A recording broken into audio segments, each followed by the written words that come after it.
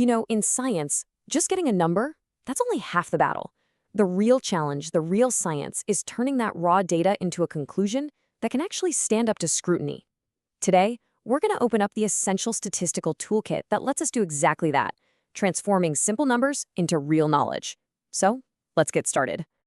Okay, so picture this. You've run an experiment, and then you run it again, and you get two slightly different results. Is that difference actually meaningful, or is it just, random statistical noise? This is probably one of the most fundamental questions you'll face in a lab, and answering it right is what turns a simple guess into a real scientific statement. Right, so before we can even think about comparing anything, we've got to first understand what we're actually holding in our hands. So our first step is always to just describe our measurements, to figure out where their center is, and to see just how spread out they are. Look, in any experiment, we're basically fighting against two kinds of error. Think of it like archery. Accuracy is all about hitting the bullseye, how close you are to the true correct answer. Precision, on the other hand, is about consistency, how tightly clustered all your shots are, even if they're not on the bullseye. Systematic error messes up your accuracy, while random error kills your precision. To do good science, you need tools to deal with both. So how do we tackle accuracy? Well, our first tool is the mean, or, the average. And it's more than just a simple calculation. It's our single best guess at what the true value really is. And the magic here is that when you average a bunch of measurements, all those little random errors, the ones that are a little too high and the ones that are a little too low, they tend to cancel each other out. It helps us find the true center. Okay, so the mean tells us where the center of our data is. The standard deviation tells us how spread out everything is around that center. This is our go-to tool for measuring precision. A really small standard deviation means all your results are bunched up together. Your method is super repeatable. It literally puts a number on that random error we were just talking about. All right, so we're getting pretty good at describing our own little sample. But let's be real, science isn't just about the 10 tablets you tested today, right? It's about making bigger claims. How do we take our small experiment and say something that's actually meaningful about the millions of tablets in the whole batch? Well, that means we have to start talking honestly about uncertainty. And that's exactly why we have the confidence interval. This is how you report a result like a pro. It's the most honest way to do it. Instead of just giving one number, you give a range. You're basically saying, hey, my best guess is this number right here. And based on my data, I'm 95% confident that the true value is somewhere inside this range. Okay, lean in for this one because this is the part that trips up everybody. That 95% confidence, it's not a guarantee about the specific interval you just calculated. The true value is a fixed thing. It's either in your range or it's not. The confidence is in your method.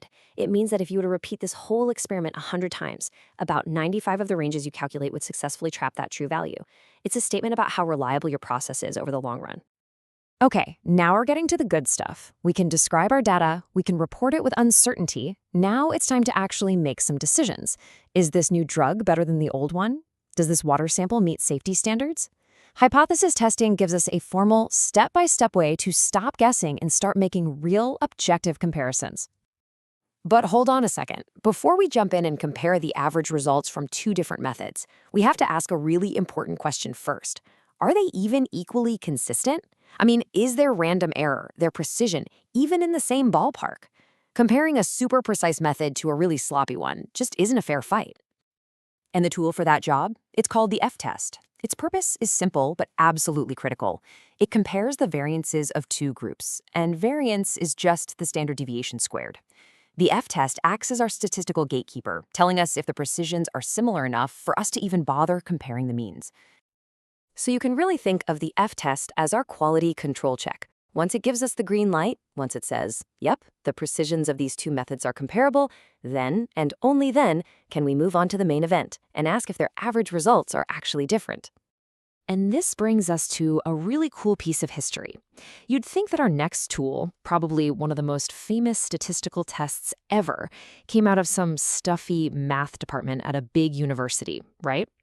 Nope. Not even close. It was actually invented by a chemist, William Seeley Gossett, who was working for Guinness back in the early 1900s. He had a very practical problem. He needed to make good decisions with really small batches of beer. But Guinness had a rule against employees publishing their work, so he published his amazing findings under a fake name, Student.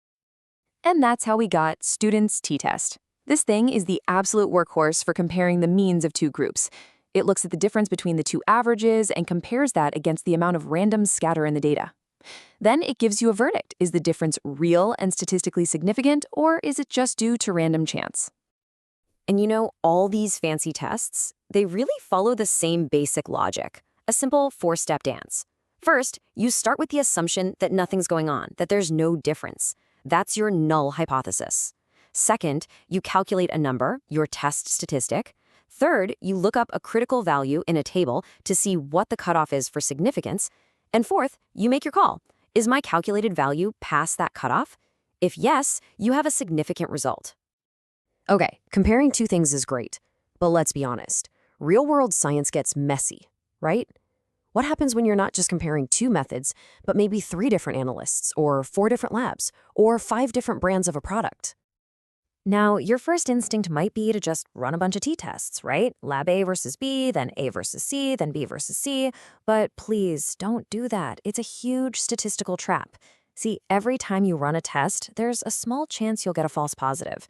If you run enough tests, you basically guarantee you'll find a significant difference that isn't really there. It's a fluke. We call that alpha inflation. So to get out of that trap, we need a much smarter, more powerful tool. And that tool is ANOVA, which stands for Analysis of Variance. It was developed by the legend himself, R.A. Fisher. And it's just brilliant.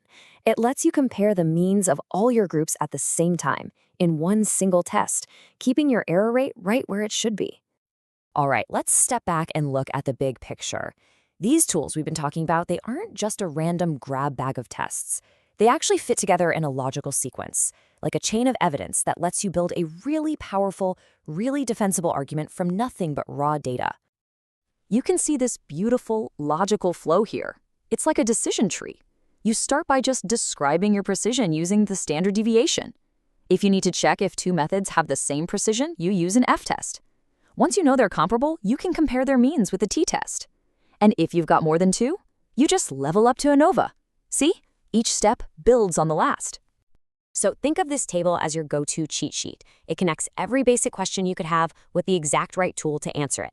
What's my best estimate? That's the mean. How repeatable is my method? That's standard deviation. Is my new method more precise than the old one? F-test. Are the results different? T-test. It's like a complete diagnostic kit for your data. And here's the most important thing I want you to walk away with.